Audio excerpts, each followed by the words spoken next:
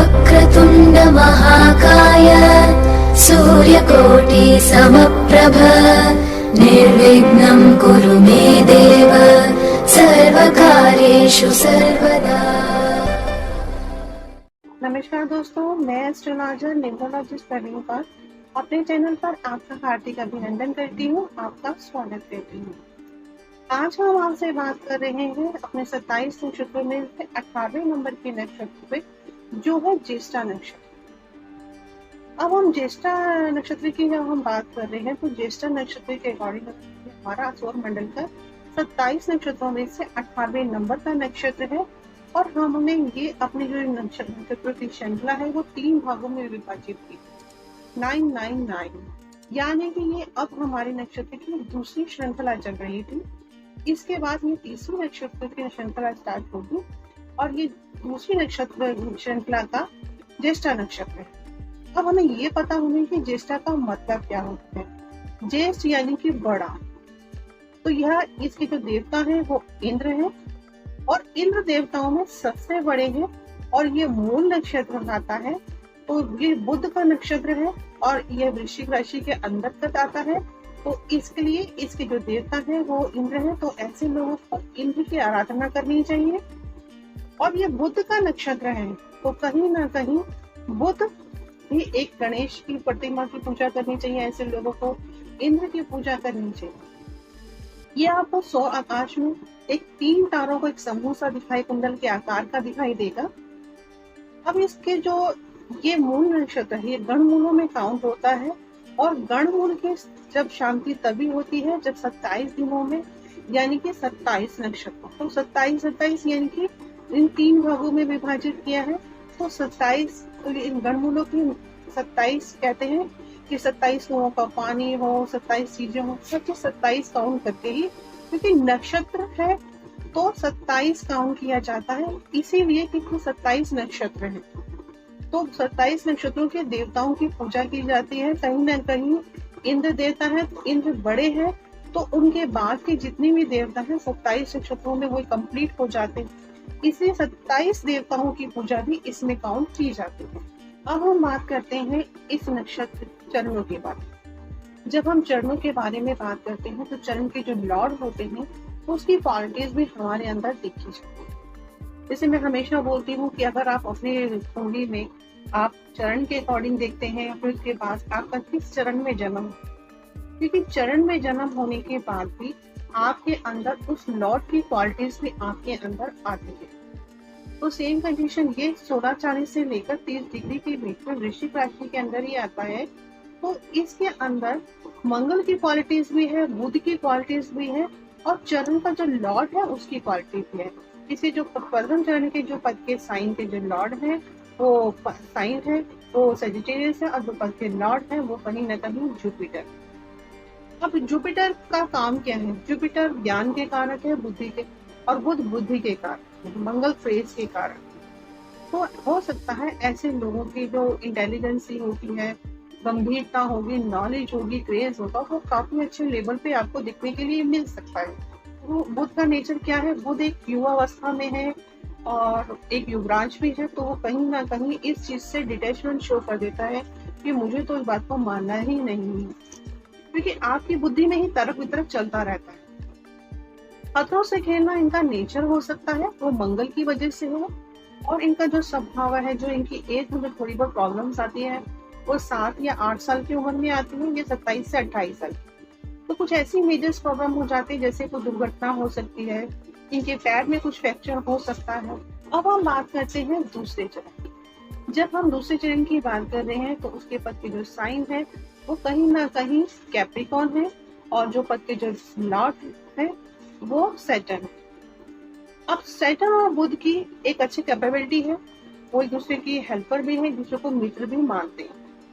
जबकि सैटर्न और बुध को वेलफिशर मानते हैं, बुध उनको अपना वेलफिशर नहीं मानते हैं, लेकिन कहीं ना कहीं तालमेल ना होने की वजह से, थोड़ा बहुत होने की वजह से भी ये एक दूसरे के वेलफिशर काउंट किए जाते हैं। क्योंकि शनि क्या है, इस नक्षत्र में जो भी व्यक्ति जन्म लेते हैं उनके जो दांत होंगे वो थोड़े से चौड़े हो सकते हैं, सिर चौड़ा हो सकता है, माथा है छोटा, पेट हो सकता है, माथे पे कहीं ना कहीं छोटी छोटी आपको लकीरें दिखाई दे सकती हैं, नाखुनसक भी हो सकते हैं, क्योंकि जब कुंडली के अंदर बुध और शनि की कहीं ना कहीं इन्फ्लुएंस देखने के लिए मिलता है तो वो नापुंसक योग भी बन जाता है। अनुशासित है, अपने लक्ष्य को पाने की चाहत रखते हैं और ये अपने भाग्य को स्वयं बनाते हैं, क्योंकि मंगल भी है, शनि भी है और बुध अपनी बुद्धि के बल पे, शनि डिसिप्लिन के बल पे और मंगल क्रेज के बल पे कहीं ना कहीं अपने लक्ष्य को पा ही लेते हैं। अब हम बात करते हैं थर्ड चरण की। इसके थर्ड चरण के जो है पद के साइन है वो एक्वेरियस है और जो पद के लॉर्ड है वो कहीं ना कहीं सैटर्न है। तो सैटर्न दोनों नक्षत्रों को हैंडल कर रहे हैं। इस नक्षत्र में जो जन्मे जो व्यक्ति होते हैं उनमें काफी एकाकीपन देखने के लिए आपको मिल सकता है, शांत प्लेस में रहना, क्योंकि शनि मोक्ष का कारक भी माना जाता है। अब हम बात करते हैं फोर्थ चरण की। अब फोर्थ चरण के जो पद के साइन है वो कहीं ना कहीं वो पाइसेस है और उसके जो लॉर्ड है वो जुपिटर है।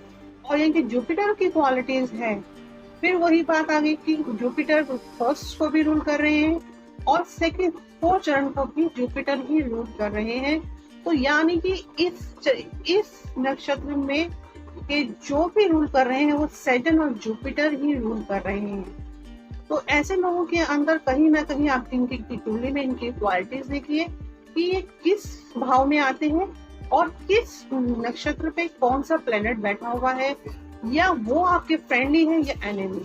फोर्थ चरण की बात कर रहे थे, तो ऐसे लोगों का जो कलर होगा वो काफी फेयर होगा, हिरण के समान इनकी जो आंखें होंगी वो मृग नैनी, जैसे बोलते हैं ना कि ये लेडीज की आंखें की मृग नैनी की तरह है, तो इनकी आंखें भी ऐसी ही होती हैं। और जो इनकी आईज होगी वो ब्राउन होगी। बुजुर्गों को ये लोग बहुत ही प्रिय होते हैं। चलिए अब हम बात कर रहे थे इस नक्षत्र चरण के बारे में। तो ये लोग बुजुर्गों के पास इनको बैठना चाहिए, ये प्रिय भी होते हैं क्योंकि बुध का नक्षत्र है, तो नेचुरल सी बात है बुजुर्गों को बच्चे प्यारे होते हैं। तो इसीलिए मैंने कहा कि ऐसे जो इस नक्षत्र में जन्म लेते हैं उनको अपने बड़ों के पास जरूर बैठना चाहिए। अट्रैक्टिव पर्सनैलिटी है, बुध का है तो नक्षत्र नेचुरल सी बात है, और जुपिटर है तो जुपिटर नेचुरल सी बात है कि कहीं ना कहीं अट्रैक्टिव पर्सनैलिटी तो होगी ही, नॉलेज की भी कमी नहीं होगी। ऐसे लोग के पर्सनैलिटी इमोशनल थोड़े से हो सकते हैं, इमोशनल नेचर हो सकता है इनका। बचपन से ही यह लोग लव अफेयर्स के चक्कर में अगर पड़ जाते हैं, और मनमोजी तो होते ही हैं, मगर अगर ये इनके बड़े इनके लव मैरिज या इनके लव अफेयर को एक्सेप्ट नहीं करते हैं तो ये लोग घर से बाहर हो जाए।